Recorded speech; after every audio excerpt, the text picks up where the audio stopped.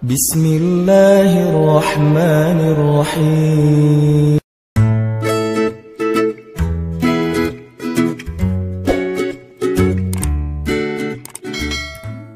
Merespon nikmat dan ujian dari Allah Subhanahu wa taala.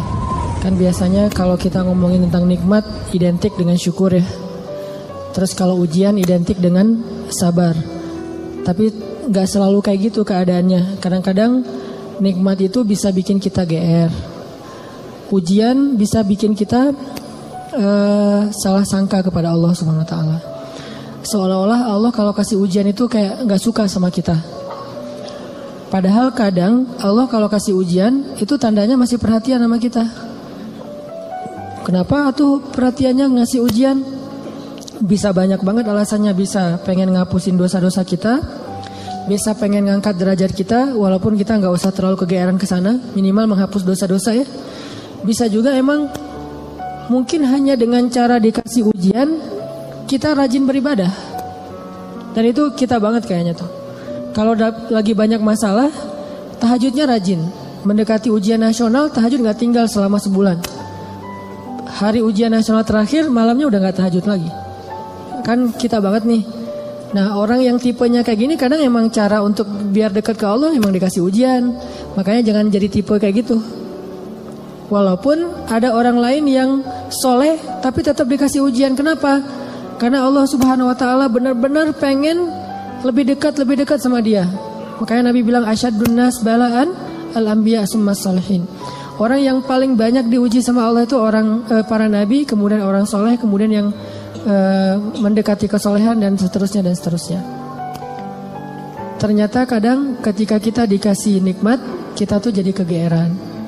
Jangan-jangan ternyata nikmat itu bukan sebuah anugerah, justru nikmat itu adalah sebuah istidraj. Gimana kita ngebedain anugerah sama istidraj? Indikatornya sederhana. Seperti apa hubungan kita dengan Allah lewat nikmat itu. Kalau nikmat itu menjauhkan kita dari Allah dan makin nikmat makin jauh, biasa-biasa aja, lempeng dalam urusan agama, berarti nikmat itu adalah istidraj. Kalau nikmat itu bikin kita makin bersyukur, bentuk syukurnya bisa makin dekat ke Allah dalam bentuk ibadah, bisa juga makin banyak manfaatnya ke orang lain dengan berbagi, berarti nikmat itu adalah anugerah. Dua-duanya nikmat, karena dua-duanya dinikmati. Tapi ada anugerah, fadl, ada juga istidraj. Atau kadang-kadang kegeeran kita kasus yang lain, misalnya gini, kayak dalam keluarga ya, dalam keluarga kita berdoa nih, berdoa ya Allah mudahkanlah rezeki saya, keluarga saya, pasangan saya, kayak gitu-gitu. Atau anak kita sakit, terus kita berdoa ya Allah sembuhkanlah anak saya. Yang berdoa malam itu bukan cuma kita loh. Orang tua kita berdoa, pasangan kita berdoa. Kadang sampai pembantu juga berdoa. Tiba-tiba Allah kasih kita nikmat lewat doa ini. Misalnya anak sembuh, misalnya kita lulus ujian, misalnya dapat kerjaan, terus kita tiba-tiba kegeeran. Ya doa saya diijabah banget ya. Di sini nih kegeerannya nih. Apa ini enggak husnuzon Ustaz? Husnuzonnya kalau Allah Maha baik ya, mau mengijabah doa orang yang tidak layak diijabah, ini husnuzon. Kalau kegeeran, ya alhamdulillah saya orangnya layak diijabah doa ya. Doa saya itu cepat banget diijabah, lu baru semalam doa, hari ini udah ijabah. Kalau yang diomongin adalah kitanya, itu kegeeran. Kalau yang diomongin adalah kebesaran Allahnya, itu namanya husnuzon, bagian dari tahadus bin ni'mah. Wa amma bi ni'mati rabbika fahaddis. Yang dibicarain tuh bukan kita, tapi Allahnya. Atau kalau mau lebih nggak GR lagi, kita berhusnuzonnya bukan cuma ke Allah. Allah Maha baik plus, oh ini kayaknya ada doa di dalam keluarga saya nih yang diijabah oleh Allah. Bisa doa ibu, bisa doa ayah, bisa doa pasangan, bisa doa bahkan pembantu yang kita nggak tahu diam-diam dia mendoakan kita. Jadi bukan kitanya yang hebat, yang keren, yang soleh, tapi ada orang lain di sekeliling kita yang soleh kemudian mendoakan sehingga memudahkan urusan kita. Sama kayak dalam dakwah, misalnya saya dengan teman-teman bikin pemuda hijrah nih. Pemuda hijrah ini dulu taklimnya 3 tahun yang lalu paling banyak cuma 30 orang. Selama 8 tahun. Tiba-tiba alhamdulillah Allah berikan keberkahan, jadi rame. kita jadi bareng-bareng sekarang ada ribuan orang misalnya. Saya selalu mention ke teman-teman, ini pasti ada orang di antara tim kita nih yang dia itu sama Allah itu dekat banget, yang diam-diam malam dia berdoa, gara-gara doa dia lah jadi banyak kemudahan untuk kita. Bukan mungkin yang doa semua ikut berdoa, saya berdoa, teman-teman semuanya berdoa, cuman jangan kegeeran, ya alhamdulillah ya, saya baru doa kemarin sekarang udah diijabah. Ini kalau kita kayak gini, ini agak kegeeran. Sesekali wajar, kalau sering kali ini nggak bagus, bikin kita jadi ngerasa udah baik, udah soleh. Dan Allah mengatakan fala tuzakku anfusakum, jangan kalian menganggap diri kalian udah baik, soleh, suci. Huwa a'lamu bimanittaqo, Allah lebih tahulah siapa yang paling taat. Jadi teman-teman, kadang kayak gitu kegeerannya. Atau ada juga bentuk kegeerannya gini, dia jomblo, udah gitu ngelamar cewek hafizah 30 juz. Dia tuh belum bisa baca Quran, baru hijrah, tapi diberikan istri hafizah 30 juz. Atau sebaliknya, dia cewek baru berhijab banget, diberikan suami hafiz 30 juz. Udah gitu dia kegeeran, wah berarti saya udah pantas buat dia nih, atau dia pantas buat saya. Enggak, jangan-jangan Allah sengaja ngasih kita pasangan yang soleh banget karena cuma dia yang bisa menghijrahkan kita dan memperbaiki kita. Kalau dikasih yang tanggung-tanggung ntar lepas lagi nih. Makanya dikasih yang gak tanggung-tanggung, sekalian aja yang paling soleh, yang paling taat, yang paling berwawasan agama luas, sehingga kita disuruh belajar ke dia. Bisa kayak gitu. Padahal yang datang ke dia itu banyak, ada yang sama-sama hafiz. Kenapa yang lebih baik dari kita hafiz gak diterima? Karena udah sama-sama soleh, terus siapa lagi yang perlu diperbaiki kan? Bisa jadi kita justru ketemu dengan orang yang keren, karena Allah pengen memperbaiki kita dengan orang itu, lewat orang itu. Ini biar kita gak kegeeran. Ustadz, kenapa sih harus gitu-gitu amat? Karena itulah sifat orang yang beriman. Coba teman-teman buka surat orang-orang beriman. Surat apa? Al-Mu'minun. Surat orang-orang beriman. Surat 23 ayat 60. Itu sifat orang yang beriman. Surat 23 ayat 60. Bismillahirrahmanirrahim.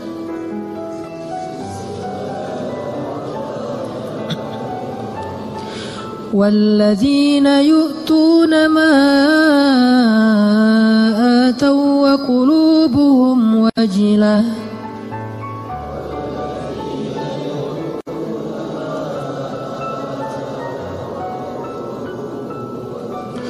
وقلوبهم وجلة أنهم إلى ربهم راجعون.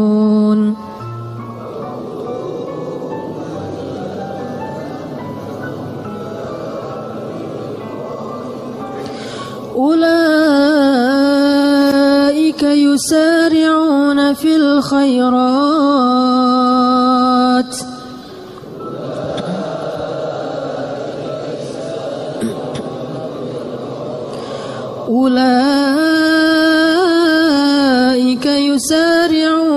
الخيرات وهم لها سابقون.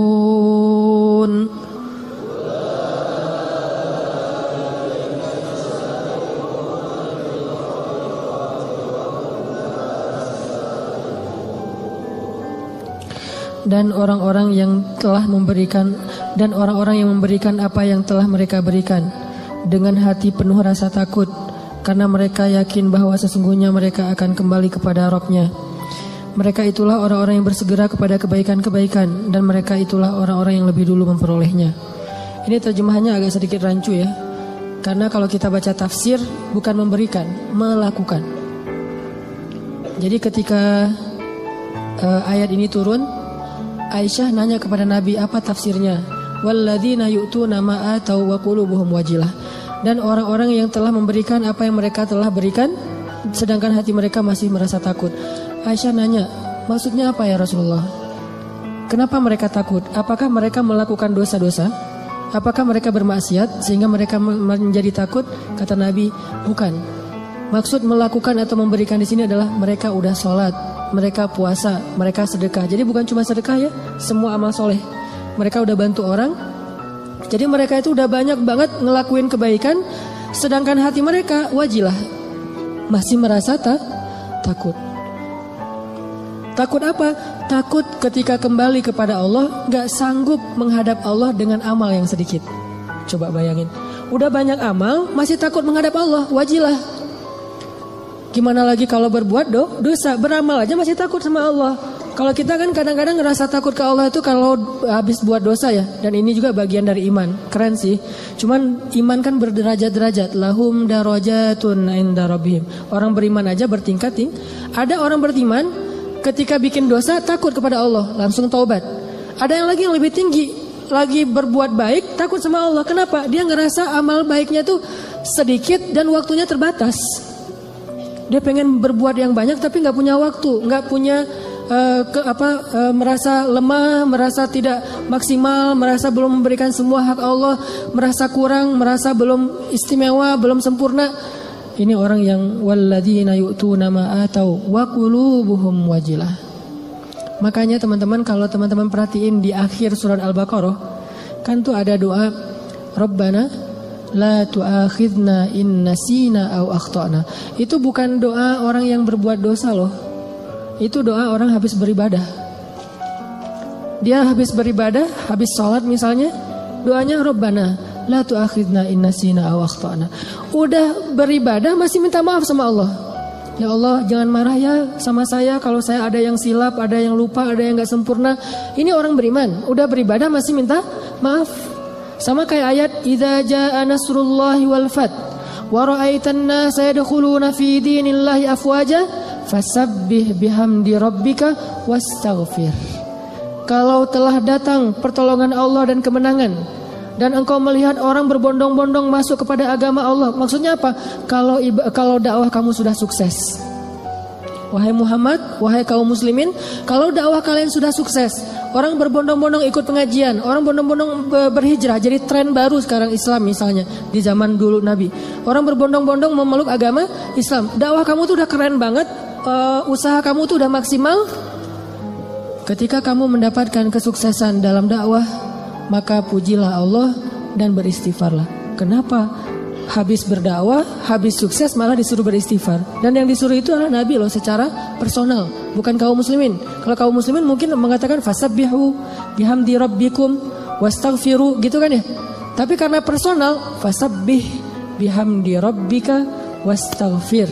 Engkau wahai Muhammad. Jadi Nabi banget yang disuruh. Kalau Nabi aja disuruh istighfar, apalagi umatnya. Dan Allah menyuruh Nabi istighfar bukan habis berbuat dosa, bukan. Karena Nabi tidak berbuat dosa. Kapan disuruh istighfar? Habis sukses dalam dakwah disuruh istighfar. Kenapa? Inilah mukmin. Dia nggak pernah merasa dirinya sempurna. Dia nggak pernah merasa bahwa ini karena kerja saya, karya saya, hasil jerih payah saya, karena saya hebat. Enggak. Istighfar tetap kepada Allah. Karena kalau nggak Allah tolong, kamu nggak akan sukses. Gitu maksudnya.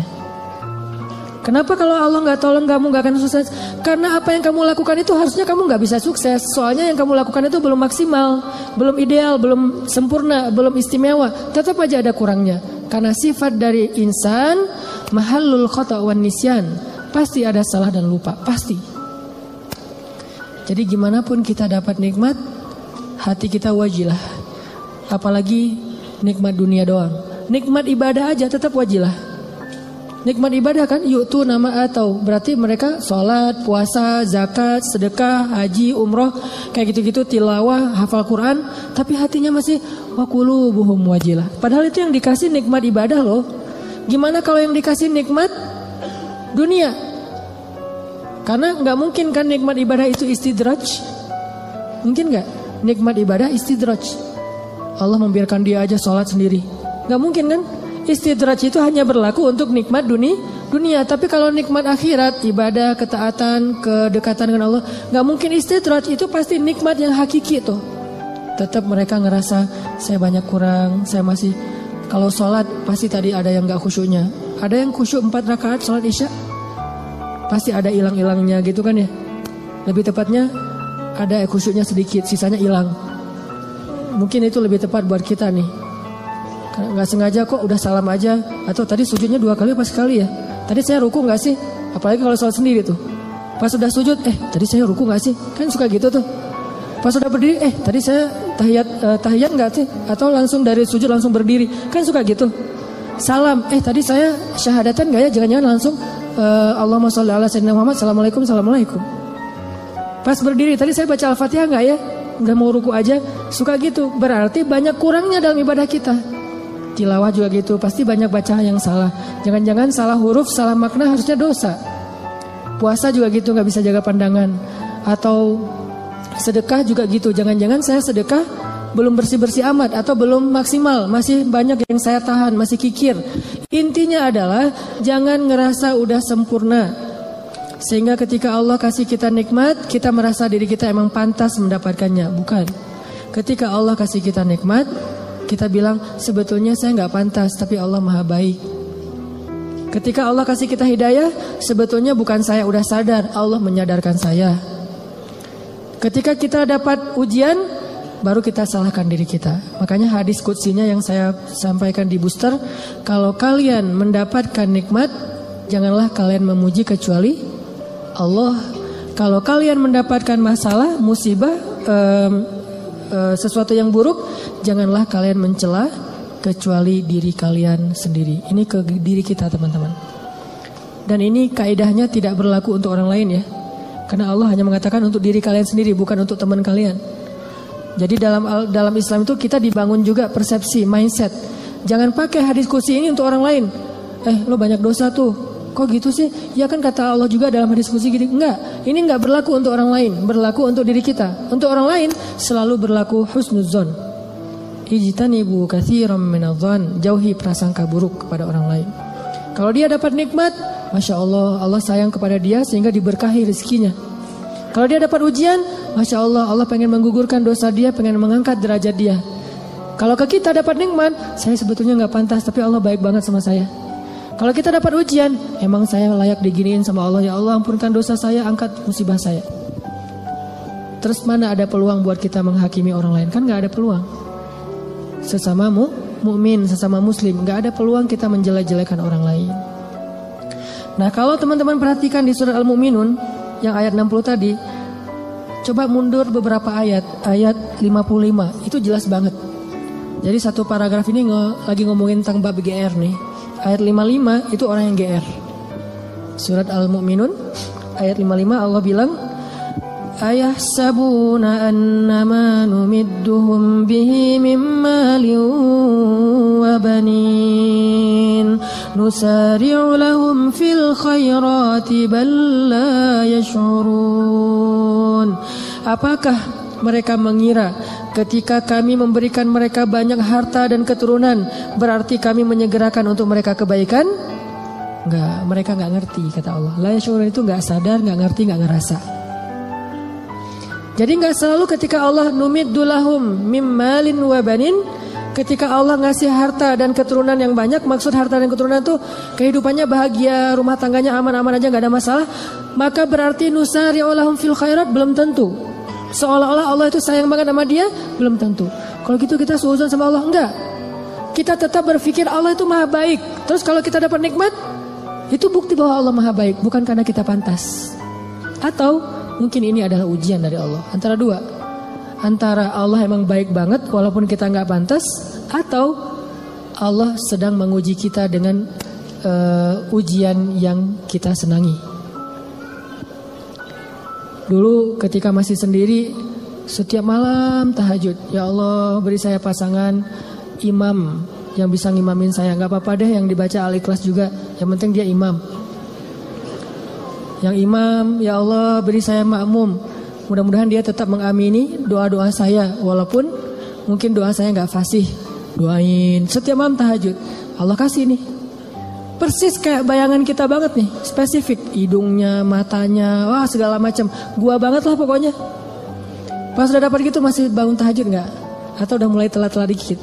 Kenapa telat-telat dikit? Susah bangunnya sekarang. Kalau dulu bangun cuman ngangkat bantal guling atau cuman selimut doang, itu juga kadang-kadang. Karena seringnya selimut udah terbang kemana, bantal guling kemana tidurnya teh. Macet banget tidurnya. Ada juga pas dia mau bangun, sekarang beda, bukan bantal guling, lengan. Mungkin lengan itu lebih ringan daripada bantal guling secara kilonya kayak gitu ya. Tapi rasanya berat.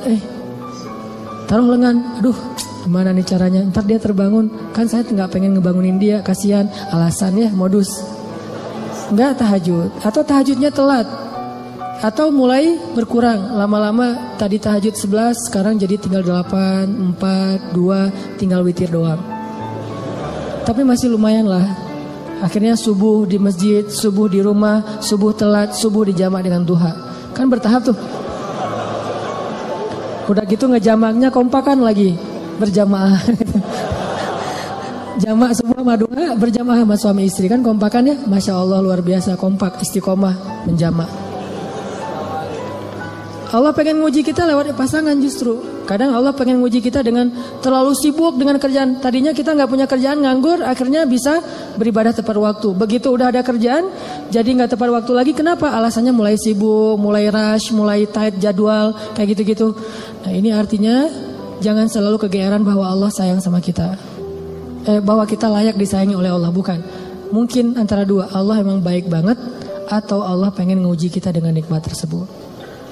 Jadi di sini disebutkan ayah sabun, apakah mereka mengira annama numiddu lahum min malin wa banin nusari'u lahum fil khairat bal la yash'urun.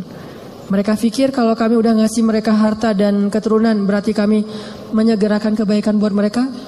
La yash'urun, mereka enggak ngerti. Justru orang beriman di ayat berikutnya disebutkan walladzina yu'tuna ma ataw wa qulubuhum wajilah annahum ila rabbihim raji'un. Ulaika, orang yang kayak gini nih, yang wajilah, yang ngerasa kurang, yang ngerasa nggak pantas, yusari'una fil khairat, selalu bersemangat melakukan kebaikan-kebaikan yang lain. Kenapa? Dia merasa masih kurang dirinya. Jadi jangan terlalu kegeeran. Kita boleh bilang alhamdulillah ya Allah mengijabah doa, ya boleh. Tapi jangan bilang alhamdulillah ya saya tuh emang doa saya jitu banget. Doa saya tuh emang cepat banget diijabah. Jangan sebutkan saya sama sekali. Kalau dalam kebaikan. Ini kita belajar bertahap. Kadang-kadang gak nyebutin di lisan, tapi di hati. Enggak lah, ini mah nikmat dari Allah dalam hati gua gitu loh.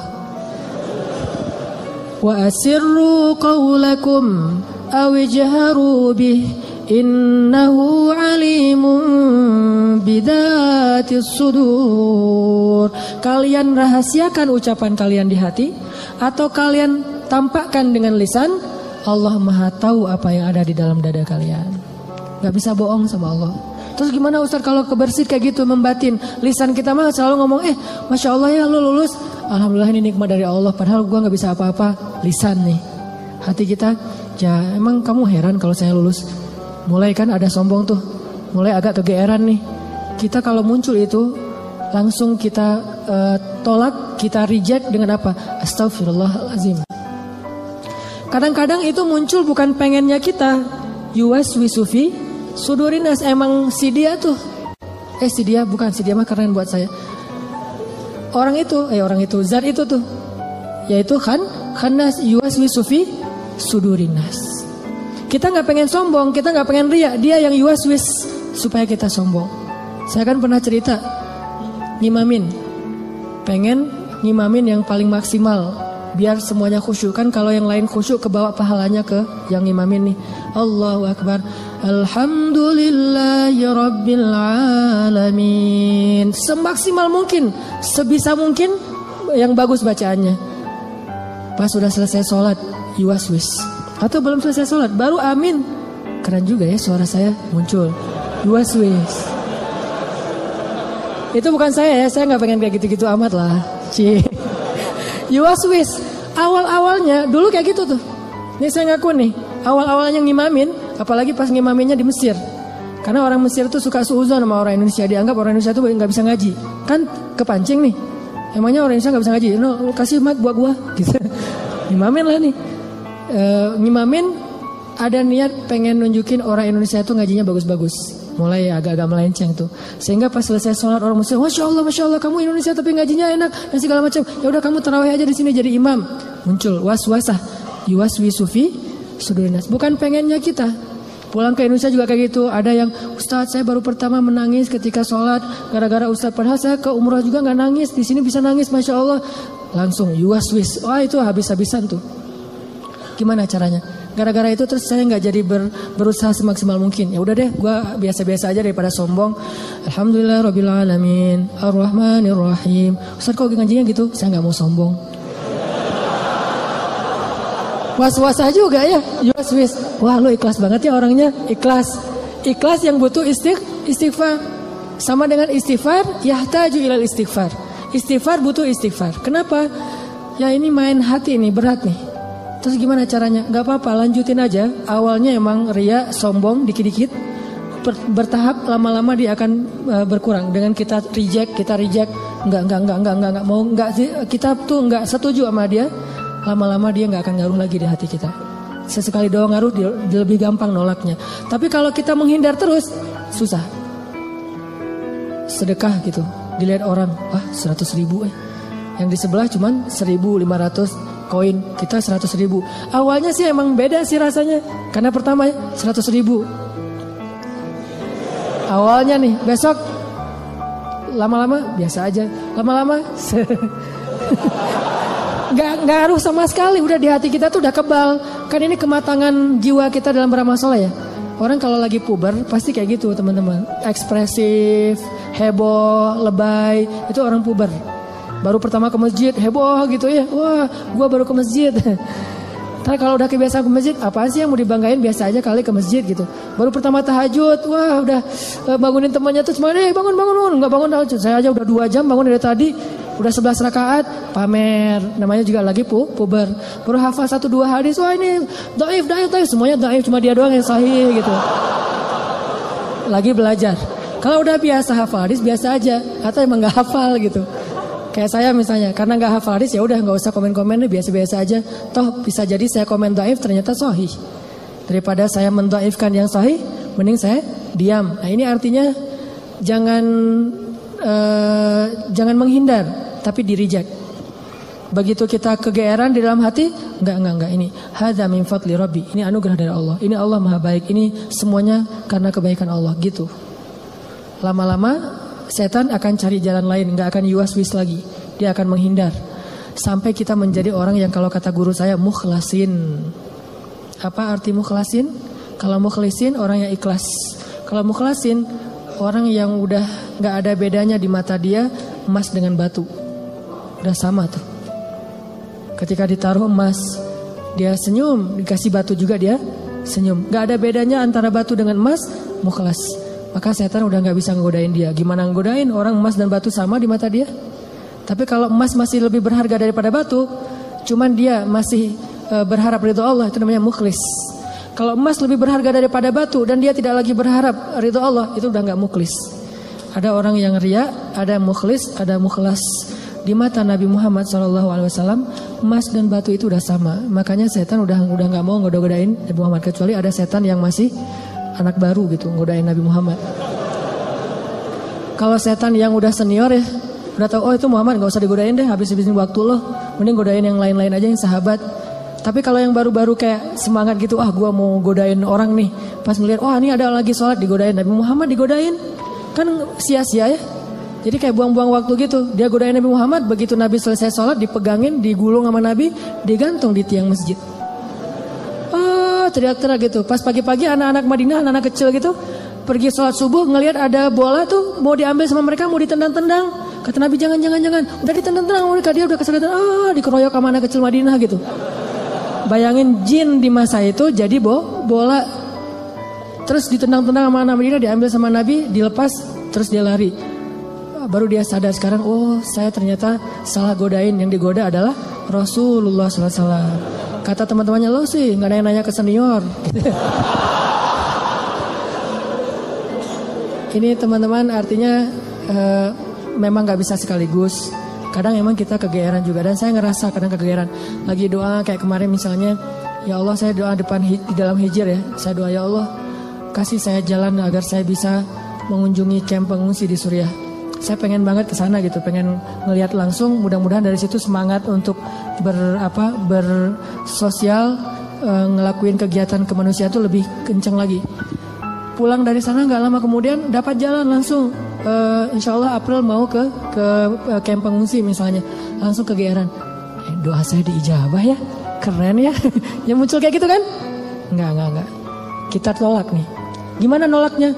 Sebetulnya sih saya belum pantas ke sana, tapi Allah pengen ngasih saya ke jalan kebaikan. Gitu. Terus aja gitu. Lama-lama hal-hal yang kayak gitu nggak akan mempengaruhi keikhlasan kita lagi. Terakhir teman-teman, balik lagi kepada awal, kalau kita ngelihat ada orang dapat musibah, kita berhusnuzon dengan cara mudah-mudahan musibah ini mengangkat derajat dia. Kalau kita ngelihat teman kita dapat nikmat, kita berhusnuzon dengan mengatakan dia memang pantas mendapatkan nikmat itu karena Allah sayang sama dia. Sebaliknya kalau ke kita dapat musibah, kita katakan saya banyak dosa, makanya dikasih ujian kayak gini untuk menghapus dosa saya. Kalau kita dapat nikmat, kita katakan saya sebetulnya nggak pantas, tapi Allah maha baik sehingga Allah memberikan kenikmatan ini untuk saya.